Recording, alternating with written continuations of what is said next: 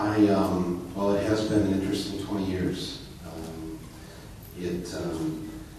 My uncle was in the sit-down strike in 1936 that founded the United Auto Workers Union. And so I've been part of a union family my entire life and belong to 3 different unions myself right now.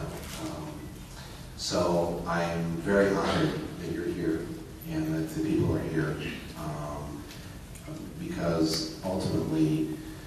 you know, most of us who come from union families,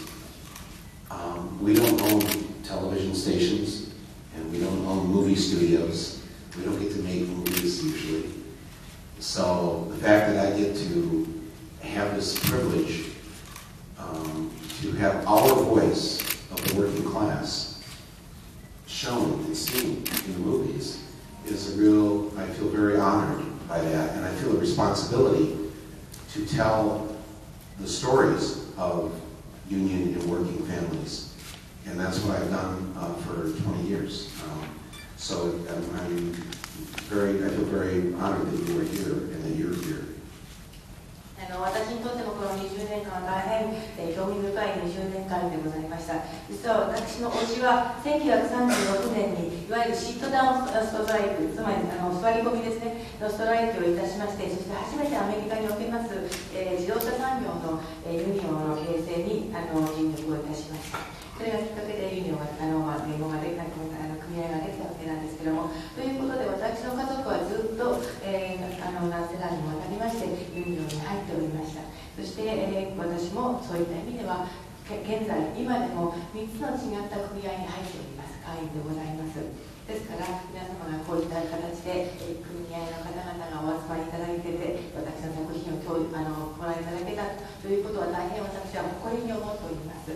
さて、私たちはみんなほとんど国民というのは何らかの形で親が組合に入っていたとか、そういった家庭、中級家庭の出身でございます。誰もがテレビ局を、持っていたり所有していたり、または映画のスタジオを所有しているような裕福層ではございません。ですからそういった意味でそういった中級家庭の出身である私がある意味映画監督となって、そして皆様方の声を自分の作品を通して全世界の方々に伝えられるということは、私は大変幸せな立場にあると思っております。それと同時に大変責任感のある立場にあるというふうに思っております。ですからやはり私も含めまして本当に労働者階級の人たちの声を伝えるということは私のある意味責任だというふうに考えておりまして、心を引き締めて作品作りに、奮闘しているわけでございます。そういった20年間でございました。映画を拝見していて、クイントストライキがニューディールを起こし、そしてニューディールの成果がルーズベルトが最後に言った「The Second Bill of Rights」というものを作り出し、それが必ずしもアメリカに実現されなかったけれども、その後その魂はヨーロッパ、そして日本に来たんだと、大変そこの魂のリレーといいますか、そういうものに私は感動したんですが、そして最後に監督が非常にスイングしたインターナショナルの音楽をかけることで、私はこれから日本、そしてアメリカの労働者が一緒になって手をつないで、より人間らしいヒューマンなキャピタリズムを作っていく時なんだというふうに理解したんですが、そういう理解でもよろしいでしょうか。I share your hope, and it is very moving at the end of the film when President Roosevelt describes his vision for America. He knew that he was dying, and he wanted to leave behind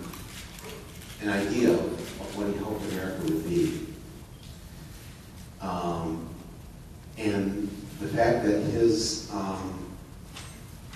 his people, the people that he hired, came to Japan at the end of the war, and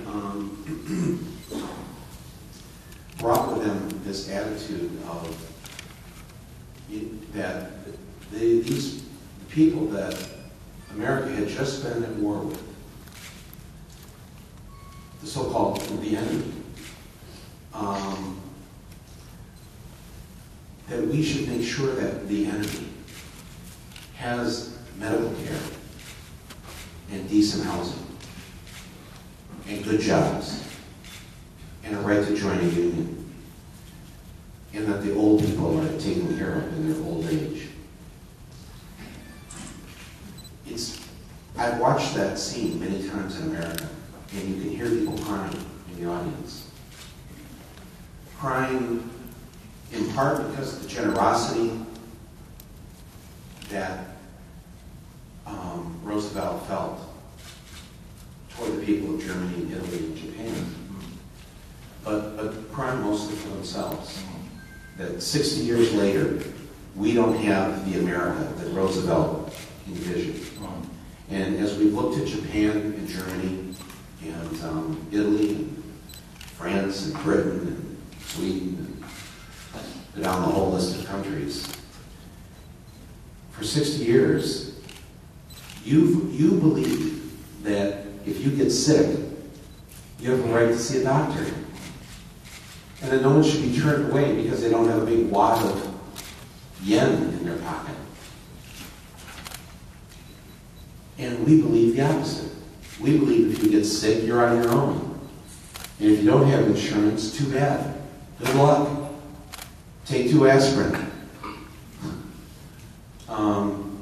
And so to look from America to Japan and see that you treat each other in a more humane way is disheartening. Because I don't think we're worse people than you.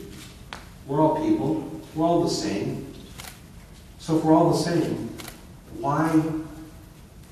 have we not made this a priority, and you have? Why do we not say that we will defend a worker's rights to join a union? Our government, we fight the union, try to stop the union, try to bust the union. We have a president, President Reagan, destroyed the union. You put it in your Constitution that you have a right to join a union. It's, as an American, I speak, it is profoundly sad. And now,